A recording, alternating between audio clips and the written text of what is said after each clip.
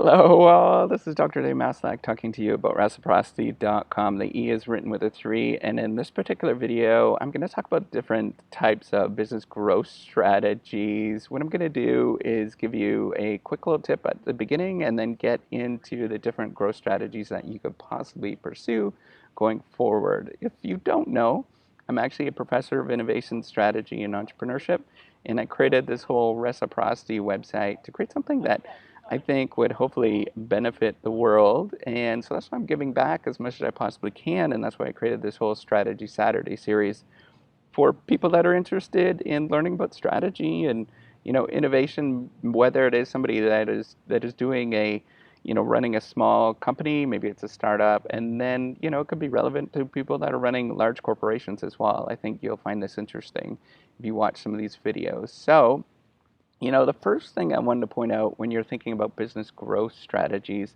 the key thing is to always try to be as focused as you possibly can and not really get caught up in sort of growing in all different directions. So, one of the hardest things that you're going to have to learn is to focus on the thing that you're supposed to be focused on. So, which means you have to turn down different opportunities. And a key thing with growth is knowing which opportunities to turn down and to pursue certain things. You're going to get asked to go in many different directions, particularly as your business grows. There's going to be many more opportunities going forward. And so you have to understand which ones you're going to focus on and which ones you are not going to focus on. So that is a key thing with specialization. And the reason why we actually want the specialization is you can get economies of scale and you can gain benefits from learning and to focusing on the specific things and knowing what you're about. And then you also get this market identity and people understand what you're about going forward because you're really focused.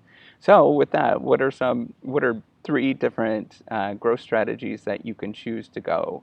Now, the first one with growing with a growth strategies or type of business growth strategies is just simply focus on expanding your existing market. So the key thing with that is just go talk to your existing customers and ask them what kind of problems they have and try to solve those particular problems. So try to find the largest problems that they're experiencing and just simply keep addressing those.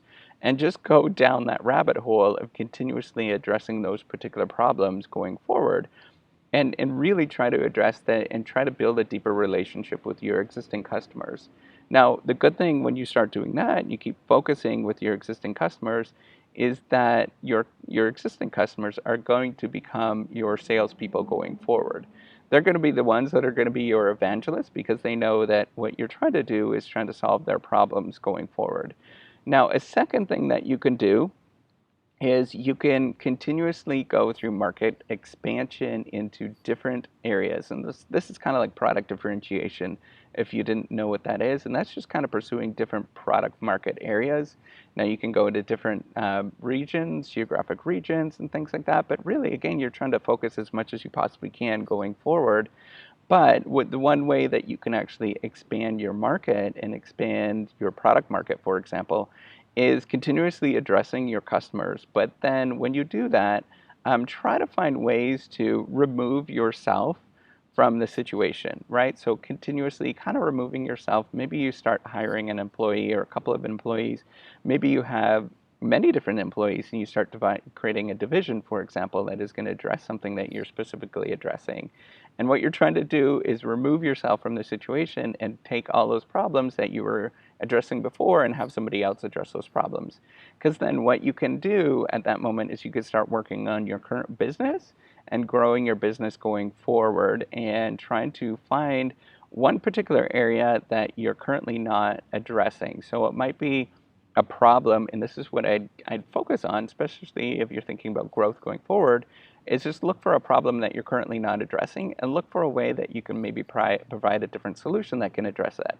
So maybe you have a product, a software product or something like that, but then you start thinking about, well, maybe I can have a service that can address that. So you start having people address them specifically with a service. Or maybe you start building another product going forward and you address it with another product. Now, another thing that you could do in terms of a business growth strategy, and this is kind of the third one. So the other ones, it was really kind of organic growth strategies. So meaning that you're growing at the pace of what your business grows at. Well, you can also do mergers and acquisitions. This is where you go and you acquire another company or another firm that's doing something that is relevant to what you are interested in. Now, you could do this immediately when you're a really small company and you could start acquiring other companies if you didn't know that. You could absolutely do that if you're a one-person deal. You can go and start acquiring, maybe you acquire another company to get their customer list, for example, and you get their customer list and you start addressing those customers and you start expanding your market that way.